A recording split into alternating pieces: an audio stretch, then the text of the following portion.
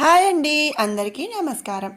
ఈరోజు మన వీడియోలో బాపట్లలో జరిగిన ఐశ్వర్య దీపం ప్రోగ్రాం ఒకటి మీకు షేర్ చేసుకోవాలనుకుంటున్నాను. ఇది చాలా అంగరంగ వైభవంగా జరిగిందండి. అలాగే ఈ ప్రోగ్రాంకి శ్రీ శ్రీ శివస్వామి వారు కూడా వచ్చారనమాట. నాకైతే చాలా హ్యాపీ అనిపించింది. అందుకే మీతో ఈ వీడియోని షేర్ చేసుకుందాం అనుకుంటున్నాను.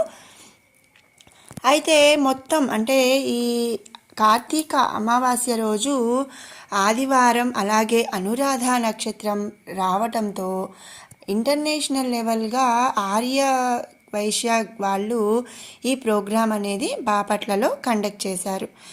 ఆదివారం అమావాస్య, అందున అనురాధ నక్షత్రం అనేది చాలా అరుదుగా వస్తుందంట. మరి ఆ రోజున ఈ ఐశ్వర్య దీపాన్ని పెట్టడంతో ఏమైనా సరే ఉన్న కోరికలు అనేవి తీరుతాయి అని చెప్పి ఇక్కడ చెప్పారు. మేము కూడా అనుకోకుండా వచ్చామండి. మాకు ముందుగా ఈ ప్రోగ్రాం గురించి అయితే తెలియదు. ఉన్నట్టుండి మాకు ఈ ప్రోగ్రాం గురించి తెలిసి మేము వచ్చామన్నమాట. అప్పటికి మేము వచ్చేసరికి కూడా అసలు ఏమిటి అనేది మాకు ఇక్కడ అసలు ఏం జరుగుతుందనేది కూడా విషయం తెలియదు. ఏదో ప్రోగ్రాం జరుగుతుంది అనేసి విషయంగా మేము వచ్చాము. తర్వాతే మాకు ఇక్కడ తెలిసింది ఐశ్వర్య దీపం సామూహికంగా వెలిగిస్తున్నారు అనేసి. రాగానే అంటే ఇక్కడ ఏంటంటే చైర్స్, టేబుల్స్ అనేవి అరేంజ్ చేశారు. అండ్ పూజా సామాగ్రి మొత్తం కూడా వాళ్ళే సప్లై చేశారు. దాంతో మేము చూడటానికని వచ్చిన వాళ్ళం చక్కగా కూర్చొని ఐశ్వర్య దీపాన్ని కూడా వెలిగించామండి. సో మేము చాలా హ్యాపీ ఫీల్ అయ్యాము. అండ్ ఐశ్వర్య జ్వాలా తోరణం కూడా ఇక్కడ ఏర్పాటు చేశారు. ఈ జ్వాలా తోరణం గురించి మీకు ఇంతకుముందు ఒక వీడియోలో కూడా షేర్ చేశాను. అలాగే జ్వాలా తోరణం కూడా నేను చూపిస్తాను మీకు. ఇకపోతే ఏంటంటే శ్రీ శ్రీ శివస్వామి వారు ముందుగా రానని చెప్పారంట. తర్వాత మా అంటే బాపట్ల వాస్తవ్యుల అదృష్టం కొద్దీ శివస్వామి వారు కూడా ఇక్కడికి రావటం అనేది చాలా హ్యాపీగా అనిపించింది.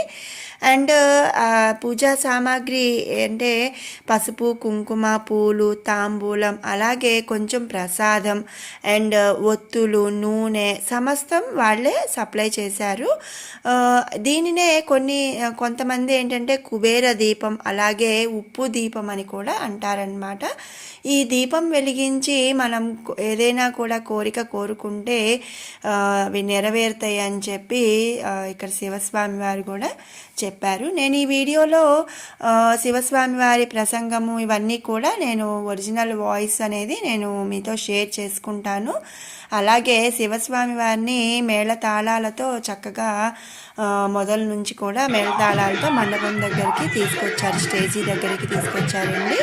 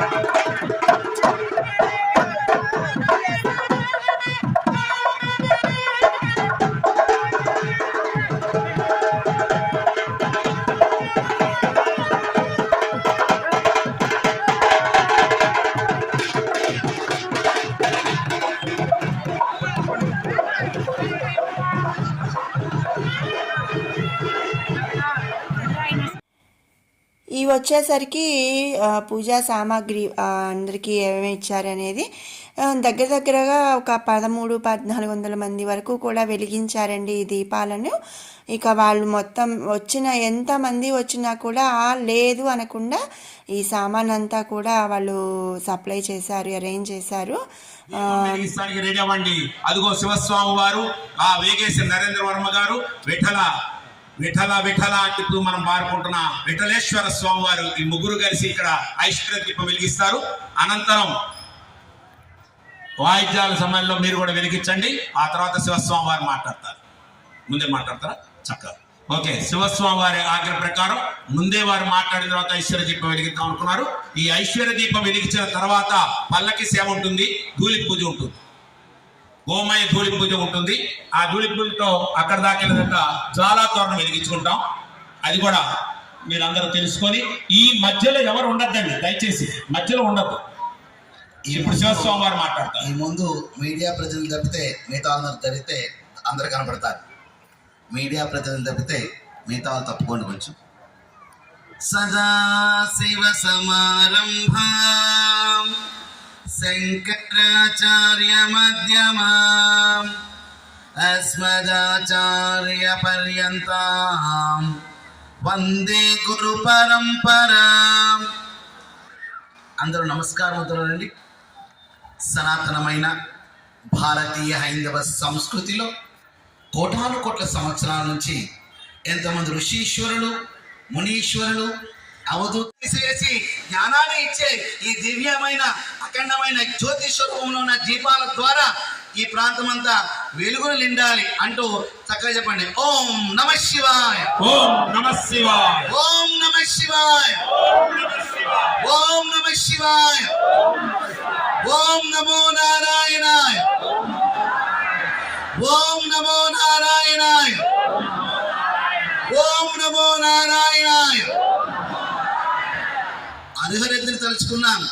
అందరికి మూలం ఎవరు? మీరే తల్లులు, మీరేమ్మ, మీరు లేకపోతే ఏముంది? మీరే. అమ్మని తలుచుకున్నావా? చక్కగా చెప్పండి.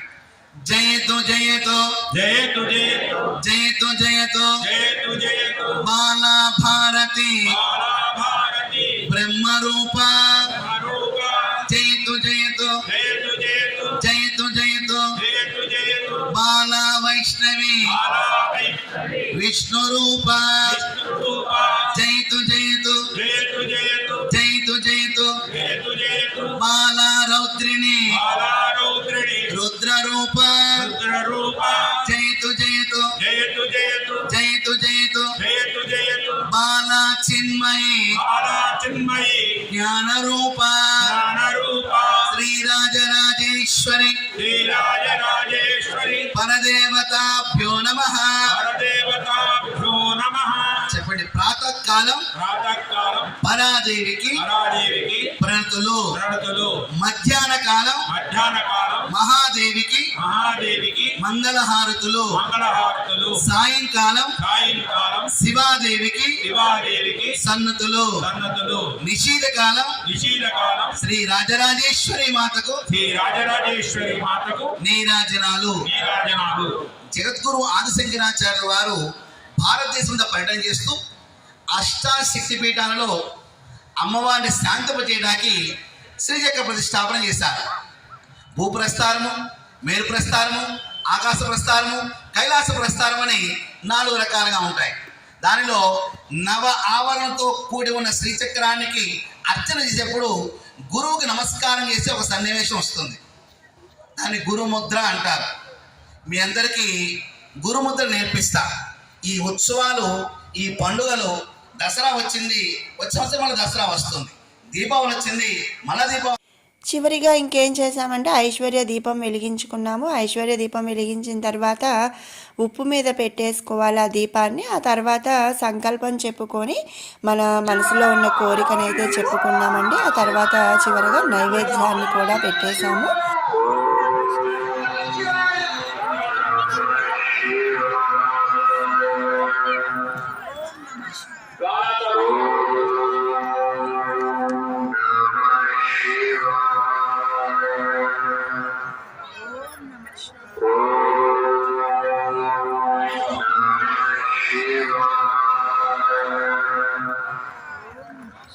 Oh